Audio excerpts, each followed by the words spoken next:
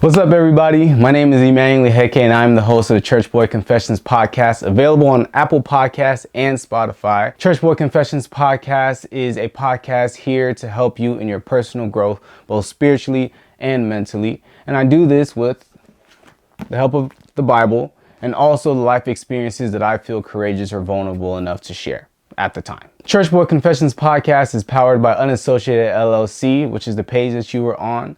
And we are devoted to centralizing the positive messages in pop culture and society, all to help you discover yourself and discover your purpose in life. In this episode of Church Boy Confessions, I interview a good friend of mine. His name is Tim, and he talks about his journey to self-discovery that include a lot of curiosity, a lot of intentionality, and a really strong mental fortitude. Hopes this episode really encourages you to use this time wisely for self-reflection and self-discovery, and to really just step out of your comfort zone.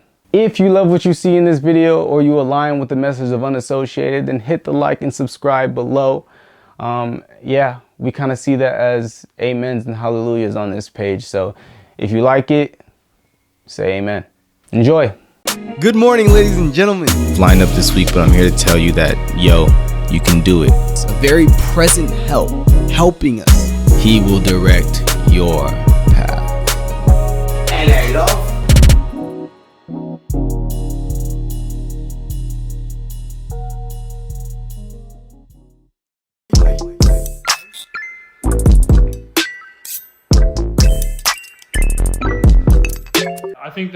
I think that people think about purpose the wrong way. I think that a lot of times people just think it's going to be this big revelation, or where they go to a certain school and then everything just falls into line perfectly. I think that it's an active process. I think finding your purpose is an active process and living your purpose. Recently, I read a book by Viktor Frankl called Man's Search for Meaning, and he talks about how a lot of people think about they ask the question, "What's the meaning of my life?" But they don't realize it's life asking that of them. So it's like, who are you going to be? You need to decide that, and you need to take that on.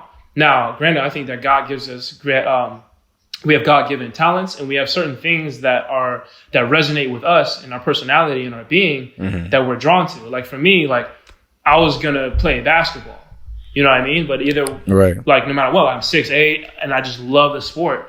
And so even if I were to look around, basketball is going to jump out to me. And so I didn't control the fact that I'm drawn to that kind of thing, but I have to go out and I have to put in the work, and I have to, I have to train my body and work on my skills and stuff to manifest that. Not saying that basketball was my purpose, but that's definitely was part of my journey. There's definitely stuff that's in us, but you have to be active and search. I think a lot of times we view things passively. That's why one of my B statements is be intentional. I can always be intentional and do something with a purpose, right? And so a lot of times, people treat even education, something like that, they think they get an education. They expect school to educate them. You don't realize you educate yourself. That's an ongoing process, and you can use university to do that. You can use YouTube to do that. You can use books to do that.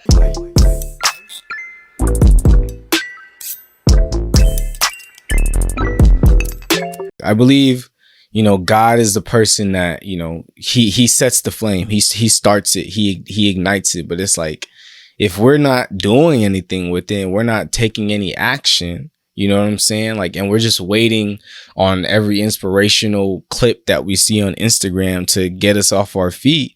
You know what I'm saying? I just don't think that that's healthy. And I feel like a lot of people are stuck until they get that inspiration. It's almost like it's a drug. You know what I'm saying? Yeah, 100%, bro. I think a good analogy for it is it's like a fire. And so I think a lot of times people will treat motivational speakers and books as they want to get this feel good from it. Yeah. But what it really is, you mentioned a fire, is you got to have that fire, and that fire is intention. You got to already be wanting and seeking that. And then when you read a book, when you get some inspiration, that's just throwing a log.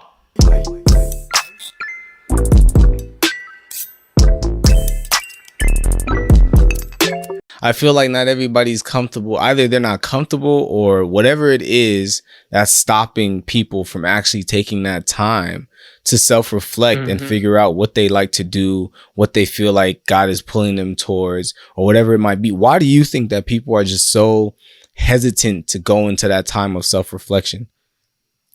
Yeah, I think you hit on some of it. I think a lot of it is, one, people don't know that that's a thing. Our culture is built up where you can wake up, check your phone, go to school, when you're in the car, you have music, Yeah. right? You go to class, lecture, input. There's so many things grabbing our attention that you can go a day, week, even months without like really taking the time, a second just to think and reflect. Second, I think a lot of times people don't have the tools. Like I found writing as a kid. I always like to write poetry and I make music now and stuff like that. But later on in studying psychology, I realized, hey, this is actually doing something in my brain. When you write about heavily emotional experiences, it actually changes where that memory is stored in your brain. So if you have a memory that every time you think about it, you still get a rise in an emotion, it means that you haven't processed that yet, because memories that you've processed are no longer heavy emotional, and they move to the part of your brain, your prefrontal cortex, where you can now strategize and think. That's the purpose of memory. It's not just to have a recording of your whole life. That's why our memory is not that good. What it's for is for you to learn from your past experiences and not run into the same mistakes. Wow. Right. And so writing actually helps with that process. And there's a study, I don't know the exact percentage, but soldiers who wrote about their experiences were like significantly less likely to develop PTSD. And it was just because of that fact. So one, I think people aren't educated on certain things. They don't realize that that's actually a thing. And so that's part of what my mission is, to inspire and equip people to live life to the fullest.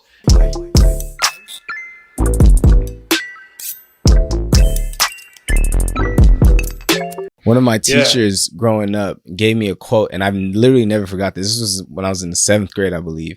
He said that there's two types of people in life. There's the people who see the trials in their lives and they use them as excuses, and the people who see the trials in their lives and they use it as motivation. And ever since then, like, when you really think about it, it's like the same stories of like, oh, I was raised in the hood, I was underprivileged, I was this, that people may use as an excuse, are the same exact stories that a lot of people use on the other side of the coin when they're talking about, this is where I came from and it motivated me to go here. Like, you feel me? Our responses and the meanings that we give the things that happen in our lives seem to be that important and could really make or break us. Yeah, bro. You hit it on the head, man. I feel like that story, that exact message, like, that's one of the messages that is like most core in my life. Like, I literally have a saying. I got a chain on right now. I don't know if you can see it. It says bake or burn. Bake or burn. Like, that's my saying. It's like, explain in life, eventually you're going to go to a point where you hit the fire. It's going to be hot. You're going to face a fire and you're in it. And how you perceive it and how you respond to it determines if you're going to bake. Is it going to make you a complete, right? Because you have all the ingredients. Is that going to be the thing, the catalyst that makes you into what you can be? Or are you going to burn? Are you going to crush from it? And so the fire presents itself different times. And like, it's one thing to say it, but when you're in the fire, you're like, oh, okay, this is the fire right now. You know, it's when you've been pursuing this thing for so long and now there's a big obstacle. And you're like, in a test, do you really want this? Right? And so it's like, is this going to be the thing that breaks me, that makes me stop pursuing my dream? Or is this going to be the triumph story that I look back and this inspires someone else now? Right? Amen. So the fire has a way of transforming, but it's how you're going to come out of that. It determines, like, it's how you perceive the fire. Is it like, oh man, it's like, I think Jim Rohn, he has a quote. One of my favorite quotes is, "Don't wish it was easier, wish you were better." And so when you look at a challenge, don't think, oh, I wish this challenge wasn't here. I was like, what do I need to do to overcome this? Yeah. Because you need to become more than what you are. And that's literally what growth means. Becoming more of what you are, more than what you are. So when you face something like, I can't do this at my current state. So how do I need to grow in order to overcome this? And after you're done with that, you don't shrink back. You're now an expanded version of yourself, and you're now someone who does hard things. Yeah. Right. And something about doing hard things just builds up your inner confidence. Whether it's like lifting weights, it's like you want to lift the hardest weight that you can, but still get up. And that's how you lift weights that you currently can't. And so it's just exactly what you're saying. Like, that principle presents itself like everywhere in life, in relationships, physically, psychologically, everywhere. And I think that's just so, like, people need to like really hear that message. No, I feel that.